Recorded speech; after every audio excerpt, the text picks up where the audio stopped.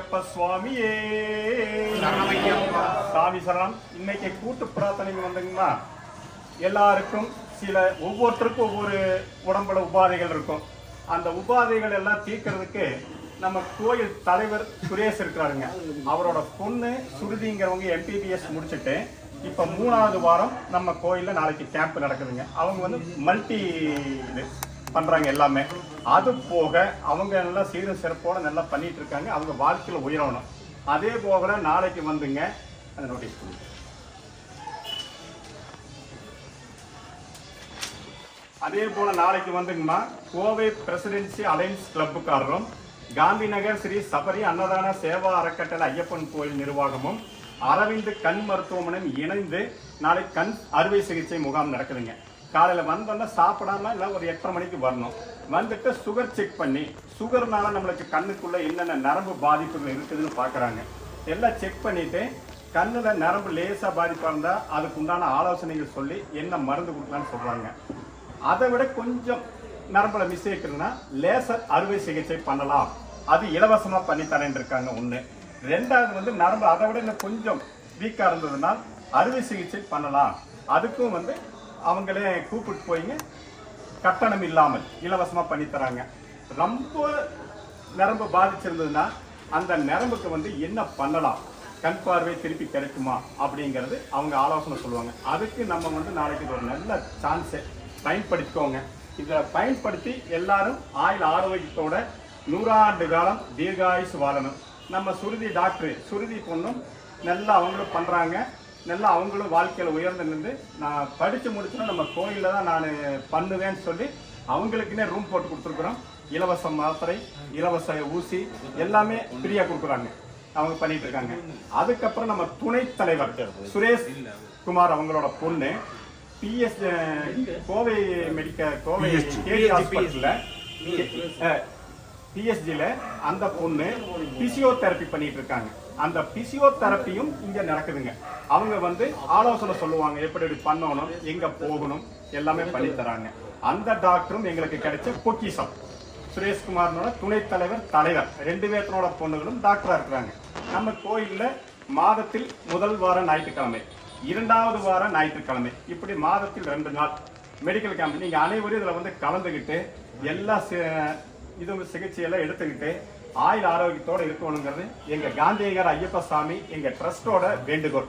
நீங்க அனைவரும் இதை வந்து கலந்துக்கிட்டு நாளைக்கு இதை சிறப்பிச்சு கொடுக்கணுங்க. நாளைக்கு காலையில ஆமா, முதல் ஞாயிற்றுக்கிழமை 4வது ஞாயிற்று, 2வது ஞாயிற்றுக்கிழமை 4வது ஞாயிற்றுக்கிழமை, மாசத்துல 2 நாள் அப்படி. அப்புறம் இது வந்து நம்ம கோயில்ல அன்னதானம் சிறப்பா நடந்துட்டு இருக்குங்க. போன வாரம் 3 பேர் அன்னதானம் பண்ணி சிறப்பா பண்ணினாங்க. இந்த வாரம் ஒருவர் தான் அன்னதானத்துக்குங்க. அவங்க வந்து பொள்ளாச்சிக்காரருங்க. பார்த்திபன் வித்யா தேவின்னு சொல்லிட்டு பொள்ளாச்சியில் இருக்கிறாங்க. அவங்க தேவி இண்டஸ்ட்ரீஸ். அவங்க வந்து இன்னைக்கு அன்னதானம் அவங்களது. அவங்க வாழ்க்கையில நல்லா வளமும் பெற்று தொழில் நல்லா அபிவிருத்தி ஆகி வாழ்க்கையில உயர்ந்து வந்து இன்னும் நிறைய நம்ம கோயிலுக்கு செய்யணும், அன்னதானம் கொடுக்கணும்னு சொல்லி நம்ம ஐயப்பனை வேண்டிக்கிறோங்க. 2வது வந்து நம்ம கோயில்ல ஞாயிற்றுக்கிழமையானால் பின்னால நாகருக்கு வந்து ராகு கால பூஜை நடந்துட்டு இருக்கு. நீங்க ஞாயிற்றுக்கிழமை 4 to 6 உங்க கைனாலேயே பாலும் மஞ்சளும் கலந்து அபிஷேகம் பண்ணிக்கலாம். இது பலன் நிறைய பண்ணிட்டு இருக்கிறாங்க. போன வாரம் சொன்னா வந்துட்டாங்க.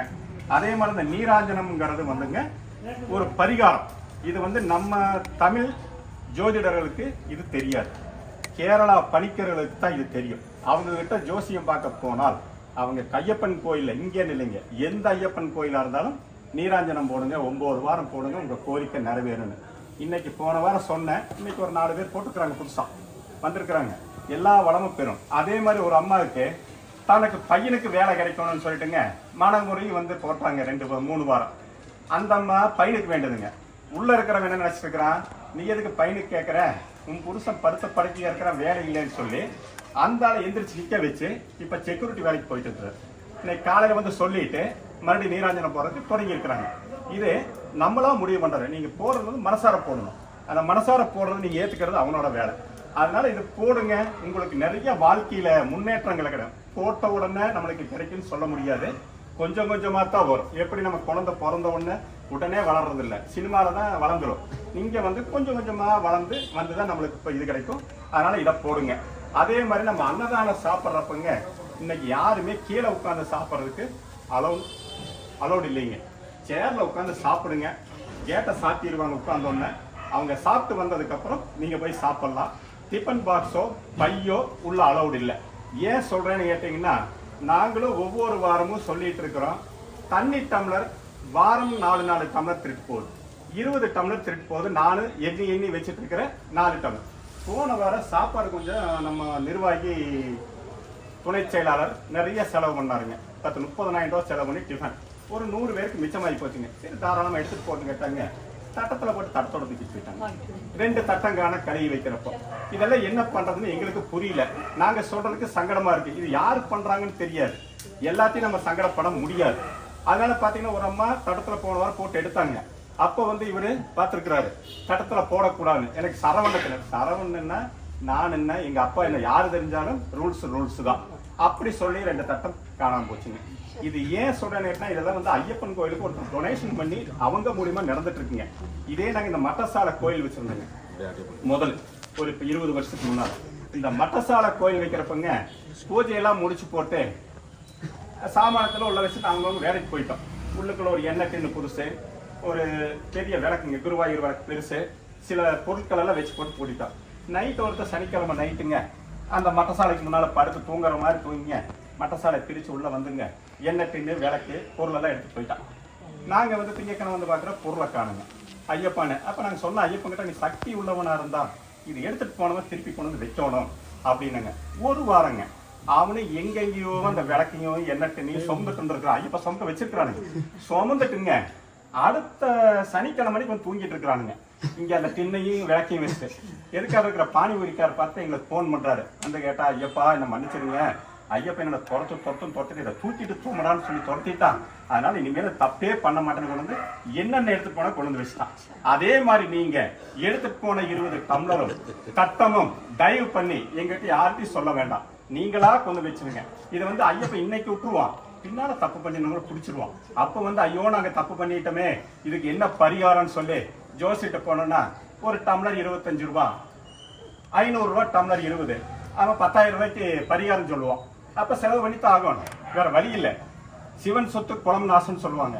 ஐயப்பங்கிட்ட நாங்க கொஞ்சம் கொஞ்சமா வச்சுங்க ரோட்ல வச்சு செஞ்சு நாங்க தூக்கி கொஞ்சிட்டு இருந்துங்க. இன்னைக்கு அவர் ஒரு பெரிய சொத்துக்கு அதிபதிங்க. எல்லாத்தினோட உதவியினால், அன்னதானத்தினாலே, சரிங்களா?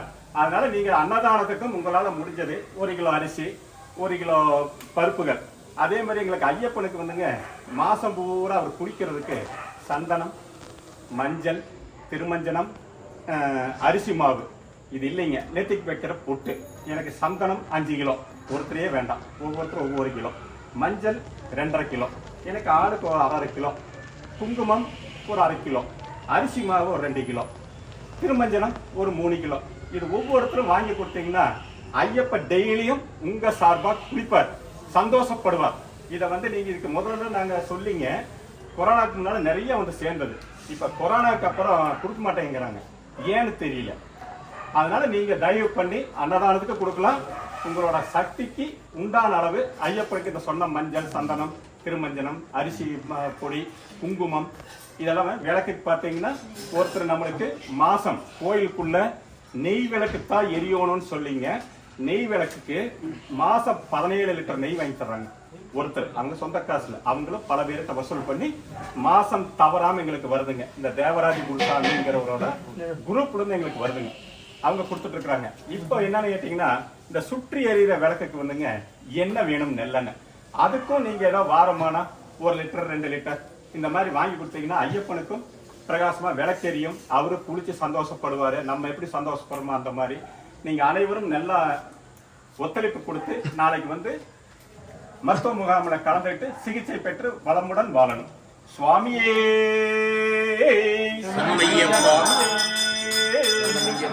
சுவாமியே.